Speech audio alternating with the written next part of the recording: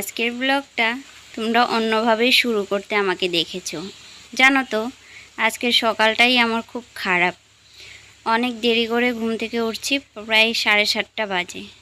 প্রচণ্ড মাথা ব্যথা, তাই দেখো চোখ মুখ একদম ফুলে গেছে, দেখতেই পারছো।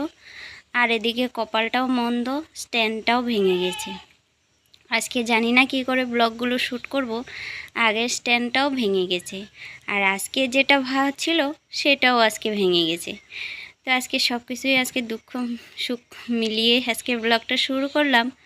আই হোক তোমাদের অনেক ভালো লাগবে। প্রচণ্ড মাথা ব্যথা, তাই আর কি সকালবেলায় যে বাসনগুলো মেজে এসে মুখটা অল্প জল দিয়ে, হাত পায়ে একটু জল দিয়ে চলে আসলাম রুমে এসে বাসি জামা কাপড়টা ছেড়ে নিলাম। ছেড়ে এই যে সংসারের ছটপট করে সংসারের কাজে লেগে পড়লাম, যতটুকু কম সময়ের মধ্যে করা যায়। যেহেতু অনেকটা বেলা করে ঘুম থেকে উঠেছি, জানো তো, মানে মাথা ব্যথায় আজকে মোবাইলটাও চার্জ দিতে ভুলে গিয়েছি। তাই আর কি চার্জে বসিয়ে যতটুকু শ্যুট করা যায় ততটুকু করলাম। যাই হোক, তোমাদের সুখ দুঃখ নিয়েই আমার জীবন, তো তোমাদের সাথে নিয়ে চলছি। তো চলো, hello everyone, good morning, welcome to back to my channel মামনিস ব্লগ। আশা করি তোমরা খুব ভালো আছো এবং সুস্থ আছো। আমিও মোটামুটি ভালো নেই, তবু বলবো ভালো আছি। তো তোমাদেরকে সাথে নিয়ে আজকের ব্লগটা শুরু করলাম। তো কেমন হয়েছে অবশ্যই জানিও। তো আজকে সেরকমভাবে লং ব্লগটা শুরু করব না, আজকে টোটাল সারা দিনের ব্লগটা তোমাদের সাথে শেয়ার করব না, যেহেতু আমার স্ট্যান্ডটা খারাপ। তো বাইরের সমস্ত কাজবাজ করতে গেলে অনেকটাই স্ট্যান্ডের প্রয়োজন আছে। তাই আর কি যেভাবে আর কি করা যায়, ও যতটুকু করা যায় ততটুকুই তোমাদের সাথে শেয়ার করব। সকালের মর্নিং কাজগুলো তোমাদের সাথে শেয়ার করব। এই জলের বোতলটা আর টুলটা দেখছো, এইখানে রেখেই আমি আজকে ব্লগগুলো শ্যুট করেছি। আর এই যে দেখো, ঘরের কাজ শেষ করতে না করতে দুই ভাইয়ের ঝগড়া লেগে গেল। মানে উনি বড়জন গিটার নিয়ে বসছে, আর ও কিছুতেই তারটা দিবে না, সেটা নিয়ে চলে আসছে, আর ও যে কান্নাকাটি করছে। তাই আর কি ওই যে দুজনকে বুঝিয়ে সুঝিয়ে ওকে নিয়ে আসলাম, যে আমি বললাম যে তুই গাড়িটাই খেল, কিন্তু ও তো কিছুতেই খেলবে না। মানে দেখছই তো ভাবটা কীরকম করছে। তো এই আর কি চলছে আমার মর্নিং টাইমটা, এরকমভাবেই চলবে।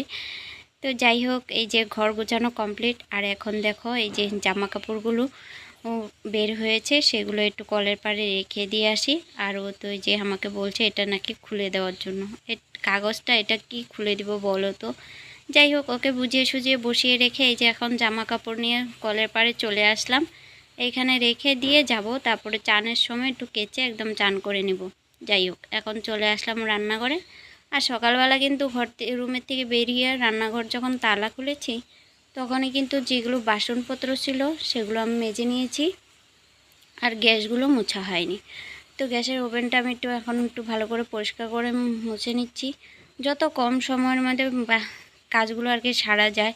জানোই তো, অনেকটা লেট করে ঘুম থেকে উঠলে কতটা তাড়াহুড়ো করে কাজগুলো করতে হয়। সংসারে আশেপাশে সমস্ত কত কাজ থাকে সকালে, আশেপাশে কাজ, যেমন ঘর দুয়ার ঝাড় দেওয়া, বাসন মাজা, ঘর গোছানো, মোটামুটি যত সিম্পলভাবে গোছাও না কেন তবু তো একটুকু হলেও কিন্তু করতে হয়।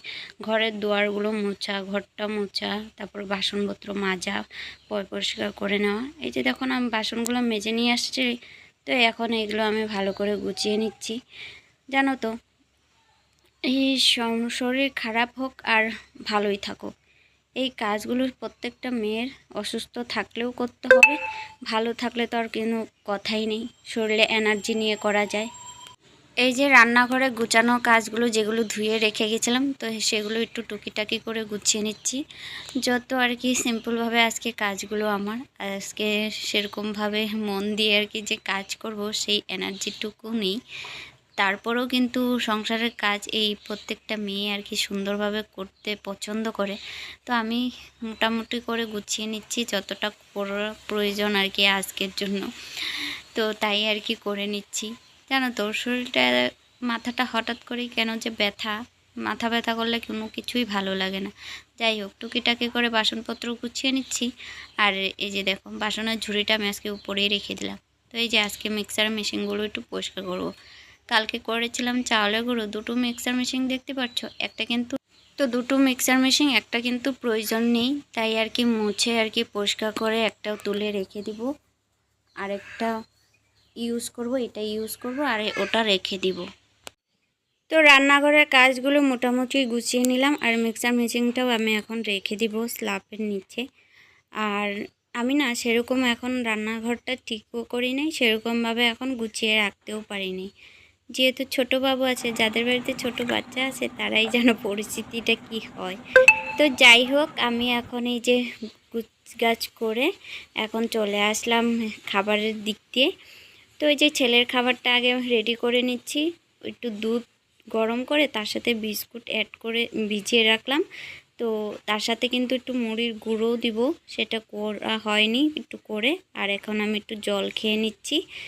জল খেয়ে আর এই যে এই গাছটা লাগিয়েছি রান্নাঘরে, তো কয়েকদিন হলো, মানে 4-5 দিন হয়ে গেল জল দেওয়া হয়নি। তো গাছটা যেন কীরকম হয়ে গেছে, তো তাই আর কি জল দিয়ে নিচ্ছি গাছটাকে।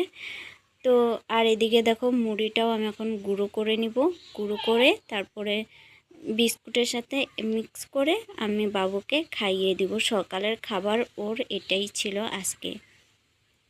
তো আমার চাটা আমি বসিয়ে রাখলাম, চাটা হতে হতে আর কি এটা ওর জন্য মিক্স করে নিচ্ছি। মিক্স করে তো একটু ঠান্ডা হতে দিব, যেহেতু দুধটা একটু হালকা গরম, তাই মানে গরম আছে, তাই আর কি ঠান্ডা হতে দিব।